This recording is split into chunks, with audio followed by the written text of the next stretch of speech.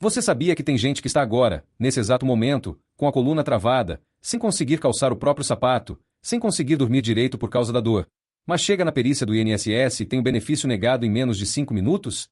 5 minutos que decidem o sustento da casa inteira. 5 minutos que podem significar comida na mesa ou contas acumulando. E o mais revoltante, muitas vezes o problema não é a doença. O problema é o que a pessoa fala, ou a forma como fala, lá dentro. E antes de continuar, eu preciso que você faça uma coisa muito importante. Me conta aqui nos comentários qual é a sua profissão e o que exatamente a sua dor ou problema de saúde está te impedindo de fazer no trabalho. É dirigir? É ficar em pé? É carregar peso? É mexer no computador? Escreve aqui embaixo. Porque quando você descreve sua limitação, você começa a entender algo que muda completamente o jogo na perícia. Agora presta muita atenção no que eu vou te dizer. Pode até doer ouvir isso, mas é a verdade que ninguém explica direito. O INSS não paga benefício porque você está doente. Ele paga porque você está incapacitado para o trabalho. Essa diferença é o divisor de águas entre benefício concedido e benefício negado. Ter hérnia de disco é doença. Ter diabetes é doença. Ter depressão é doença. Mas a pergunta que o perito está fazendo na cabeça dele não é essa pessoa tem doença? A pergunta é: essa doença impede essa pessoa de exercer a atividade profissional dela hoje? Se você não souber responder isso de forma clara, objetiva e estratégica, você corre um risco enorme de sair com a negativa na mão. O erro número 1 que eu vejo todos os dias é a pessoa entrar na sala da perícia e dizer: doutor, eu tenho hérnia de disco. E parar por aí. Para o perito, isso não diz quase nada. Ele pensa: muita gente tem hérnia de disco e continua trabalhando. Muita gente tem ansiedade e continua trabalhando. Muita gente tem diabetes e continua trabalhando. O que faz diferença não é o nome da doença. É a limitação funcional que ela causa em você, dentro da sua realidade profissional. Se você é motorista e, por causa da dor na coluna, não consegue ficar sentado por mais de 15 minutos sem perder a força na perna, isso é incapacidade. Se você trabalha operando máquina e a dor faz você perder estabilidade ou reflexo, isso é incapacidade. Se você trabalha em pé e não aguenta mais do que 10 minutos sem precisar sentar por causa de inchaço e dor intensa, isso é incapacidade. Percebe a diferença? Você precisa conectar 3 pontos: doença, limitação e atividade profissional. Quando você fala apenas da doença, você entrega metade da história. E metade da história, na perícia, costuma virar negativa. Existe uma narrativa que muita gente espalha dizendo que o perito é um inimigo. Não é bem assim. Ele também não é seu amigo. Ele é um fiscal. Um auditor técnico. Ele está ali para verificar se existem provas suficientes de incapacidade laboral. E se você não leva as provas certas e não sabe explicar sua limitação, ele simplesmente não tem elementos para conceder. E aqui entra outro ponto crucial. Documento médico não é só papel com CID. Relatório bom é aquele que descreve a doença, o tratamento, a evolução do quadro e, principalmente, a incapacidade para o trabalho. Precisa constar há quanto tempo você está incapacitado e por quanto tempo deve permanecer afastado, mesmo que seja por prazo indeterminado. Precisa estar claro que você não está apto para exercer sua função. Estamos em 2026. O INSS mudou muito. Os critérios estão cada vez mais técnicos. Sistemas são cruzados, informações são verificadas, inconsistências aparecem com facilidade. Nunca minta. Nunca aumente sintomas. Nunca invente algo que não exista. O perito é treinado para identificar incoerências. Se você diz que não consegue andar, mas chega caminhando normalmente sem qualquer sinal de dificuldade, isso pesa. Se você afirma que não levanta o braço, mas durante a conversa gesticula naturalmente acima da cabeça, isso pesa. E quando o perito percebe uma mentira, não é só aquele processo que sofre. Ele passa a atender os próximos com ainda mais desconfiança. Agora imagine o seguinte cenário. O perito atende 10 pessoas no dia. A primeira exagera, simula dor onde não deveria sentir, entra em contradição durante o exame físico. Ele identifica, nega. A partir dali, o olhar dele já muda. A régua sobe. Quem vem depois, mesmo estando realmente incapacitado, já encontra um profissional mais rígido. Por isso eu digo, quem está realmente incapacitado não precisa inventar nada. Precisa saber explicar. E é aqui que muita gente, por ingenuidade ou por educação, acaba praticamente apertando um botão invisível de cancelamento dentro da mente do perito. Existem 3 frases que parecem inofensivas, mas que funcionam como um gatilho para a negativa. A primeira é: estou bem melhor. Parece educado. Parece positivo. Mas pense comigo. Se o perito pergunta como você está, e você responde estou bem melhor, o que ele entende?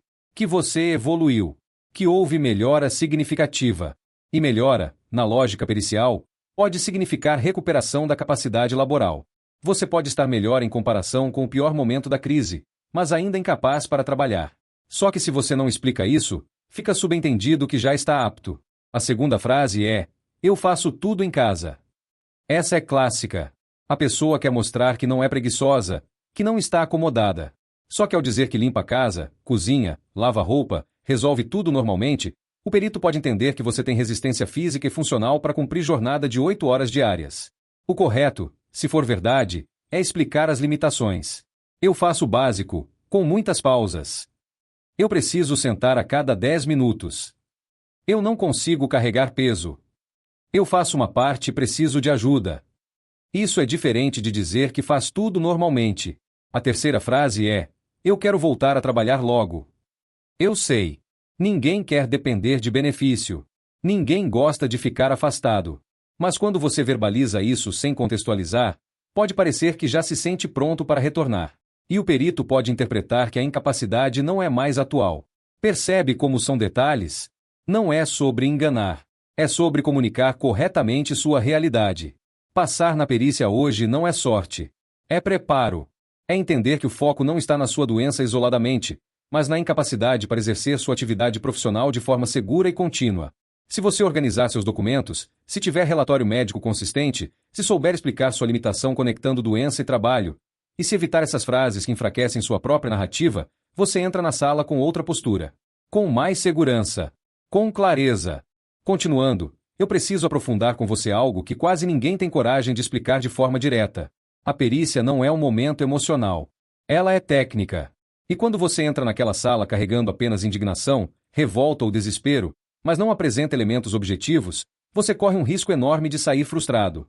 O perito não decide com base em pena. Ele decide com base em prova e coerência.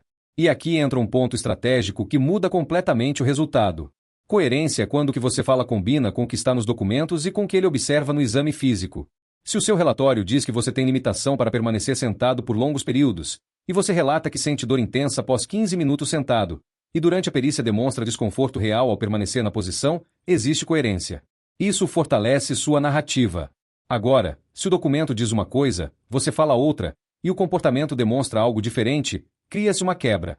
E essa quebra é suficiente para gerar dúvida. E na dúvida, infelizmente, a tendência é a negativa. Por isso, antes da perícia, você precisa fazer um exercício simples, mas poderoso.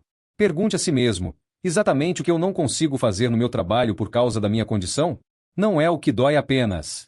É o que você deixou de conseguir executar.